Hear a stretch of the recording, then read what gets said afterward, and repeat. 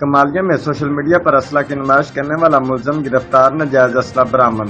District police officer توبہ رانا عمر فاروق کے حکم پر سوشل میڈیا پر ناجائز اسلحہ کے ساتھ تصاویر اور ویڈیوز اپلوڈ کرنے والوں کے خلاف کارروائیاں جاری۔